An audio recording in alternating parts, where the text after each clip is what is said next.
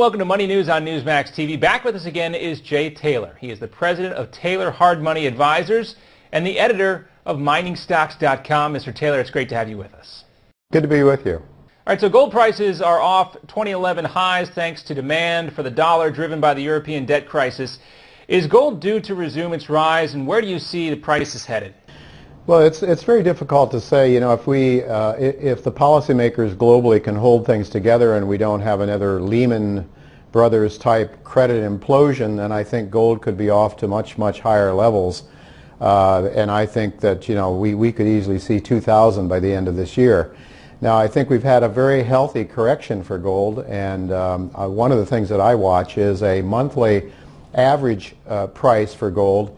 Then I compare it with the 20-month average price. And since the bull market started back in 2002, we've seen about 7 or 8 of these times when the monthly price come down and touch the 20-month moving average. And each and every time that was a period following that we saw a dramatic rise in the price of gold. So we recently saw that happen for a couple of months in a row, and now it looks like gold is taking off again well above its 20-month moving average. I think we're in the bull market of a lifetime for gold, and that's not because gold has become more valuable. What is happening is the currencies are being trashed by the policymakers, by the central bankers, if you will. It's not that gold is worth more, it's just that paper is becoming worth less, paper money. Now, there is a lot of uncertainty out there. Now, the Fed may announce monetary easing measures this week if the economy continues to soften. Do you see Fed intervention? And if so, what would that mean for the price of gold? Oh, yeah, I think there's constant Fed intervention. I think they're worried to death that we could have another Great Depression still. I think that's still in Bernanke's mind. I think there is so much debt out there, and I think for good reason he's worried about that. If you look at the debt growth, total debt in the United States, not just government debt, but total debt, private and public sectors, you'll notice that it's grown exponentially. It's something like, I think it's $53 trillion totally now. And if you compare that to a line of income, it's growing in a very slow, linear fashion. So clearly something's going to give here. We've seen a bit of a reduction in total debt after Lehman Brothers, but nowhere near bringing us back to the historical relationship between debt and income. And that's what worries me mostly, is I think the whole world, the whole Western world at least, is really in an insolvency situation, and they're trying to print money to print us out of that, and I don't think it's going to work. Well, let's look way down the road, if you will. In the Fed, let's say one day it was finished intervening. Would that mean that gold could potentially be in for a longer-term bear market? What I think is going to happen before this bull market is over, I think inevitably we're going to see some attachment of gold to the monetary system again. And in fact, the Basel III agreements are looking towards making gold even as a reserve instrument with treasuries. As it is now, gold is allowed to be valued at 50% of treasuries. So what a lot of the banks are doing is selling their gold in the market, going out and buying treasuries. I think that it's just a matter of time before Mother Nature really forces the policymakers' hands to start to recognize gold. And clearly some of the not-so-friendly countries to the United States, like China and Russia, are already pushing in that direction. And when might you see that happening? Trying to get their citizens to. When might you see that happening, where gold might be tied more to the U.S. dollar?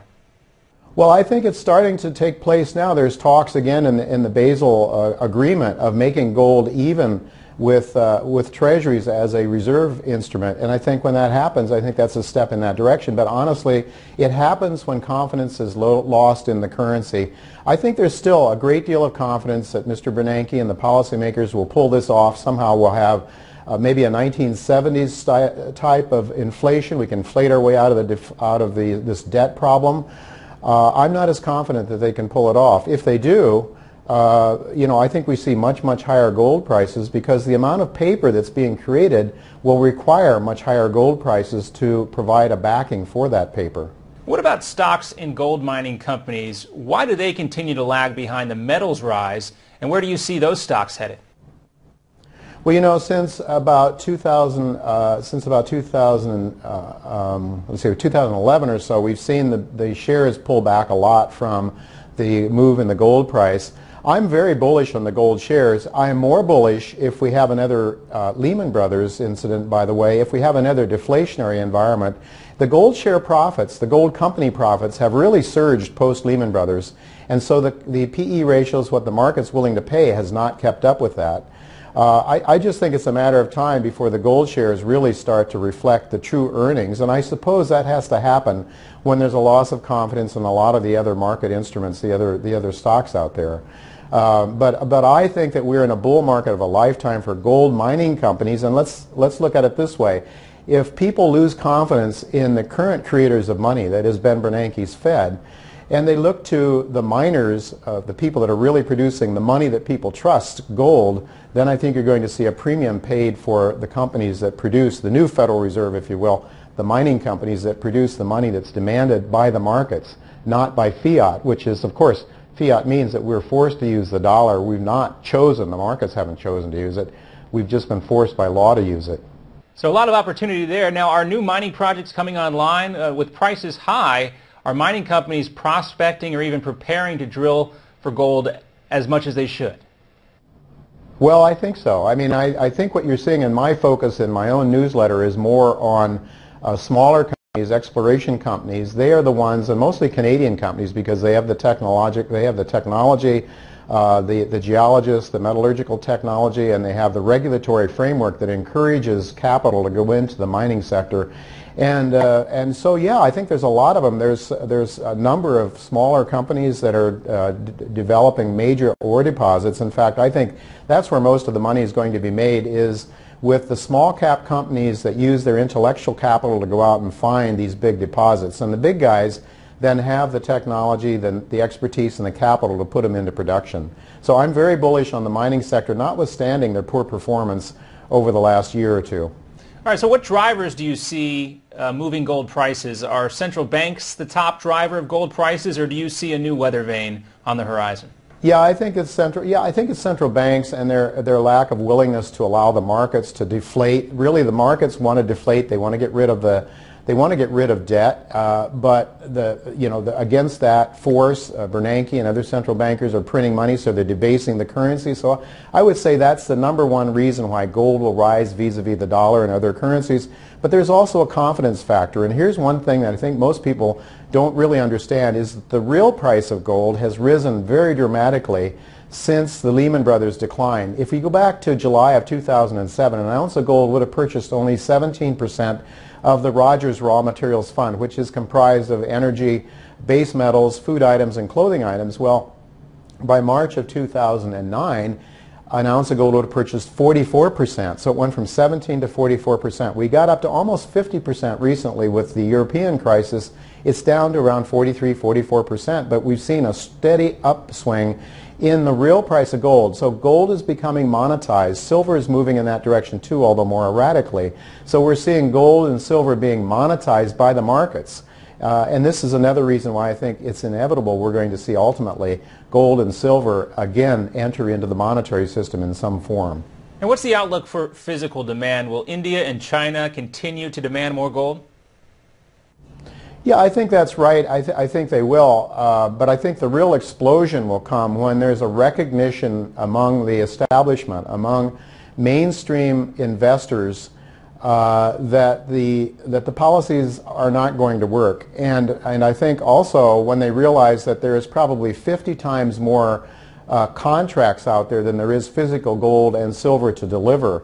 So I think if people really start to say, I don't want to roll over my contracts to buy gold, I don't want to just play ETFs, but I really want to own the stuff and put it in my own possession, I think that's when you could see an exponential rise in the gold price. And I don't have any idea where that might take us, but it's just really a function of confidence. And if there's loss of confidence in the current monetary system, and I think it's happening only gradually so far, if we see a complete stampede out of the confidence, mainstream confident items like gold and dollar, or like the dollar and stock market and so forth, then I think it's game over. I hope we don't see that. I'm not cheering for that. I'm a gold bug. I believe that gold should be part of the monetary system, but I want a stable monetary system, and honestly the reason I'm in favor of gold is because I believe we would return to not only a stable monetary system, but a system of honest weights and measures. You know, one of the biggest problems we have, the reason there's been so much reallocation of wealth, is because the people that have control of the monetary system,